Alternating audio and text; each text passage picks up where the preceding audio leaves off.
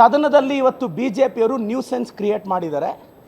ಕಳೆದ ಈ ಸದನ ಸ್ಟಾರ್ಟ್ ಆದಾಗಿಂದ ಇಂಥ ನ್ಯೂಸೆನ್ಸು ಮೋಸ್ಟ್ಲಿ ಯಾವ ರಾಜಕೀಯ ನಾಯಕರು ಕ್ರಿಯೇಟ್ ಮಾಡಿರಲಿಲ್ಲ. ನಾನು ಮಾನ್ಯ ಮುಖ್ಯಮಂತ್ರಿಗಳಿಗೆ ಪತ್ರ ಬರಿತೀನಿ, ಯತ್ನಾಳ್ ಅವ್ರದ್ದು ಮತ್ತು ಸುನೀಲ್ ಕುಮಾರ್ ಅವ್ರನ್ನ ಮಂಪರ್ ಪರೀಕ್ಷೆ ಮಾಡಬೇಕು ಅಂತ.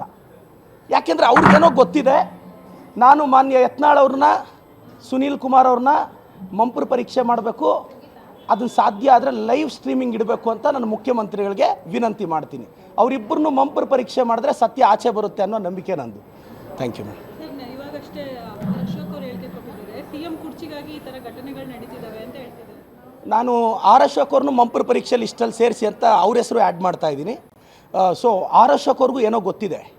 ಸೊ ನಾನು ಅಶೋಕ್ ಅವ್ರನ್ನ, ಸುನೀಲ್ ಕುಮಾರ್ ಅವ್ರನ್ನ, ಯತ್ನಾಳ್ ಅವ್ರನ್ನ ಮಂಪರ್ ಪರೀಕ್ಷೆಗೆ ಒಳಪಡಿಸಿದ್ರೆ ರಾಜ್ಯಕ್ಕೆ ಸತ್ಯ ಅರ್ಥ ಆಗುತ್ತೆ ಅಂತ ಭಾವಿಸಿದ್ದೀನಿ. ಈಗ ಸದನ ಅಂದರೆ ಏನು ಅನುದಾನ ಬಿಡುಗಡೆ ಆಗಿದೆ ಅದ್ರ ವಿಚಾರವಾಗಿ ನಡೆಯುವ BJPಯವರಿಗೆ ಅಭಿವೃದ್ಧಿ ಎಲ್ಲ ಬೇಕಾಗಿಲ್ಲ ಮೇಡಮ್. ಅವರು ಐಡಿಯಾಲಜಿಕಲಿ ಫೈಟ್ ಮಾಡೋಕ್ಕೆ ರೆಡಿ ಇಲ್ಲ. ಹಿಂಗೆ ಸುಮ್ಮನೆ ಯಾವುದ್ಯಾವ್ದು ವಿಚಾರನ ತೆಗಿತಾರೆ. ನಾನು ಮತ್ತೊಮ್ಮೆ ಮಾನ್ಯ ಮುಖ್ಯಮಂತ್ರಿಗಳಿಗೆ ನಾನು ಇವತ್ತೇ ಪತ್ರ ಬರೀತಿದ್ದೀನಿ.